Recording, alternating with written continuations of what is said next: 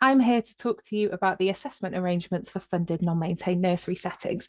So I'm going to take a couple of steps backwards. And we had this wonderful document, a curriculum for funded non-maintained nursery settings, published last January of last year. And it's been in implementation since September of 2022. So we've had it for over a year now. And it's been in implementation for more than 12 months as well. So hopefully most of you are fairly familiar with this document. As we had with the curriculum before at the foundation phase framework, we then had the foundation phase profile. This document was always designed as the initial curriculum, and it touches on assessment a little bit, but there was also the understanding that an additional document or additional guidance would come that supports assessment. So although you may have read about assessment in this document, it's further explored within the assessment arrangements. So I'm just going to briefly touch around what the curriculum did say about assessment. And very reassuringly, we get to see this infographic in the curriculum, and there's lots of infographics through both documents, and they're really useful and engaging in a way to kind of remind ourselves of the important points, is we see that familiar cycle of observation, assessment, and planning. It's something, especially within the early years, observation is our bread and butter. We've been doing it for years and years and years, and it's reassuring to see something familiar to us and something that we're used to having a part of our everyday practice. And it was really important within this document to set a precedent around some ideas about assessment within the early years. So this one, it was only a brief one page, like I said, and then it was explored further in the assessment arrangements, but it did highlight some key points. It talked about how assessment should be carried out through an analysis of our observations. So really sticking with that observation is key. How assessment should help us tune in to the ways in which children prefer to learn and to understand how to best motivate them as well. Assessment should support us to identify children who may need extra support or children that maybe need further challenge in order to reach their full potential. And it talks about using assessment to help us find out what children can do. And that word can was used really purposefully in this curriculum. We're not looking at what the child can't do. We're celebrating the uniqueness and individuality of each child and the strengths that they bring into the setting, their previous knowledge, their previous experiences, any cultural importance or lived experiences that they have. That is really important part of assessment, finding out about the child and supporting us as enabling adults and practitioners to provide those engaging experiences and effective environments that really support a child's learning and development. It also briefly touched upon what assessment is not, and it's not a one-off event. It's not something that we complete once a year and then it goes and sits on a shelf and we don't look at it again until the child moves on and then we pass it along. It's something that is part of this process, this cyclical process of observation, assessment, planning. It's an ongoing process and it's always there as part of our planning. And they also talked about it not being a tick list. This is a big change. We're moving away from an outcome-driven curriculum in Wales. And it is not a tick list. Oh, the child can do this. So they're going to go on to this next. And then this is next. And then we're going to go on to this. It is very much about the individual child. It's a child-centered curriculum. And the same comes with assessment as well. It also reminded us in the curriculum to recognise that learning isn't linear and allow for a variety of diversions, stops and spurts in a child's learning journey. And that's really important when we talk about that individuality and looking at child as an individual. And it also, which is one of my favourite lines, talks about implementing a process that's useful, manageable and purposeful. And those things are really key, and it really gives practitioners and settings the autonomy to self-reflect on their own practice and think, what are we doing this for? Is this useful? How does this feed into our planning? And at the end of the day, is it supporting children to make progress? So the Welsh Government have been using a really excellent way of developing guidance documents for us over the last few years, and that's through a period of co-construction.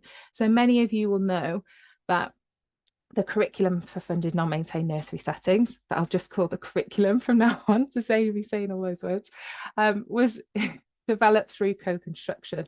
The Welsh Government got together a group of sector professionals. They didn't sit behind their desks and think, we're going to write some documents on curriculum and assessment and send them out. Actually, we're going to involve the professionals, the people that the experts in this field, and that is these people on the screen here. So your early years advisory teachers, they involved higher education institutes, so your colleges and your universities that are delivering the qualifications that bring those practitioners into our settings. ALN specialists, Cullen were involved. I was lucky to be involved from NDNA's perspective. And then the best one on this list or bubbles is the childcare practitioners at the top there. And that to me really speaks that it was written by practitioners for practitioners, both the curriculum and the assessment arrangements. And actually there was about 6 or 7 NDNA, maybe more NDNA members involved as well. So it's maybe some on the call today. So that really hopefully means that when you pick up these documents, you find that they're purposeful and really fit for the sector. So this is what the final document looks like. And straight away, you can see the synergy between this document and the curriculum. So we've got the same sort of font, we've got the same similar pictures, the layout is similar. And because the same group of people developed it, give or take sort of a couple of extras that came in for the assessment, you should notice the same voice. It comes from the same voice and in the same tone. And they're designed to be used in conjunction with each other. These arrangements recognise that every child is unique. So we're going back to that child-centeredness. They support holistic development by keeping the needs of these children at the forefront of our pedagogical practice. So they're to be used along with our knowledge and experience as childcare practitioners to reflect and respond on those individual needs of the children within our setting. And it's essential that we use this document within its entirety, that's how it's been developed, alongside the curriculum to support planning for children's progress. So here's a brief overview of the contents. I haven't got time to go through everything today, but I'm going to try and touch upon maybe some of the new terminology or some things that may seem new to you. So we're going to go over those. The arrangements have been designed to support settings to understand progression in children's learning, to apply the principles of progression in practice, which I'm going to touch upon, to develop a shared understanding of progression across the setting, so within teams and across rooms and maybe across settings also, to use observation to inform provision that supports children to make progress, and to know about and implement initial and ongoing assessment arrangements as well. So progression, I said progression a lot there. And there's this great little infographic that appears in the curriculum, as I said, and then to show that synergy again, it also repeats within the assessment arrangements. So the way in which the curriculum addresses progression is fundamentally different to what we've done before. Historically, we've pushed children towards levels or through key stages. But if I was to visit your setting and you were to say to me, child A is outcome 1, I wouldn't necessarily be able to pick out child A from the room. I wouldn't be able to know who they are. I wouldn't know what motivates them to learn. I wouldn't know what their interests are, what their background is, what their lived experiences are, any special interests, things that they're really good at. I wouldn't be able to pick that child out from the room. So what we used before actually really tell us about the child? So we needed a new approach and we needed a new way of thinking about progression. And that's a very important part of this curriculum and these assessment arrangements. So this provides an opportunity for a much richer form of learning experience for the children, with pedagogy that's more imaginative, more creative than simply if we're just trying to cover as much of a predetermined curriculum as possible in a short space of time and push children towards outcomes. We're really thinking about that child-centeredness and how we're supporting children on an individual basis to move along in their own learning journey. So principles of progression, this might be new to you. Again, we've got another fancy infographic. And they always appear with the child at the centre. So just reinforcing that message that the child is the centre of everything that we do. Around the outside, we've got the 5 developmental pathways, and then the interconnected circles are those principles of progression. So these are 5 mandatory principles of progression, and they describe the learning journey for all children aged 3 to 16 on the whole continuum, so the whole of curriculum for Wales. They're interconnected, and they allow us to understand where children are and how we can support them to make progress. So the 5 principles are increasing effectiveness, increasing breadth and depth of knowledge, deepening understanding with the development pathways, within the developmental pathways, refinement and growing sophistication in the use of application of skills, and making connections and transferring learning into new contexts. Now, don't panic and be like, well, that was a lot of jargon. That's something I've never necessarily heard before. Because as part of these assessment arrangements, each principle of progression has been explored what that looks like for 3 and 4-year-olds. So we did some of the similar work to this when we looked at the 4 purposes, because the 4 purposes are for everybody across the learning continuum. And we need to do the same thing with the principles of progression again. So what does that look like for 3 and 4-year-olds? In the document on pages 9 and 10, you'll find each principle of progression, and then there's a little paragraph underneath to kind of explain to us what that means for us, for the children in our setting as well. So when we're observing children, we should be using these principles of progression alongside the curriculum to help us understand what progression looks like within and across the developmental pathways, to plan developmentally and culturally appropriate learning experiences to support each child to make progress, and to inform our understanding of children's well-being and learning, and to support us in creating a shared understanding of progression. So really importantly, they describe the learning journey for children. So we all need to have a good understanding of those. Another piece of new terminology possibly that was introduced within the curriculum was the terms notice, analyse and respond. So again, we've got another lovely infographic with the child at the centre. This one appears in the curriculum on page 37. And then it was just touched upon to kind of briefly introduce what notice, analyse and respond means. And then it was explored further within the assessment arrangements. So this really focuses on observation and how it helps us find out and notice what motivates, interests and engages our children. How effective our observation enables us to analyse what we see and hear and respond in ways that will help children make progress. And we should be using our observations to inform our current and future planning. So as I said, it's kind of explored a little bit further in the assessment arrangements. So noticing. What are we noticing? We should be noticing what children are interested in. What are they curious about? How do they approach the resources or the environment, the spaces? How do they communicate and interact with each other? When we're observing them, these are the things we're starting to take notice of, and it explores this within the assessment arrangements. We then need to interpret what we've seen and what we've heard. So really think about our observations, what we've noticed, and analyse it. So we should be considering, has there been an increase in knowledge? Have there been some new skills developed? Has there been any evidence of concept development from the children? Are there any preferred schemas on show that we need to be thinking about? Is there any specific dispositions to learning, maybe in different situations? Maybe it changes around the setting or with different enabling adults or within different environments. Are children making progress? If they are, fantastic, let's record it. Are they having any difficulties that they may be having with their learning? And then the last one in that cyclical approach is responding. So we need to make decisions as enabling adults. What are we going to do next? How are we responding to what we've noticed? We've really pulled it apart, analysed and interpreted it. Now, what are we going to do next?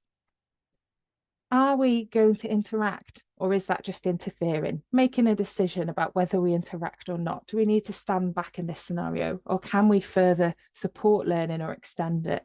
Can we make adaptations to the learning environment?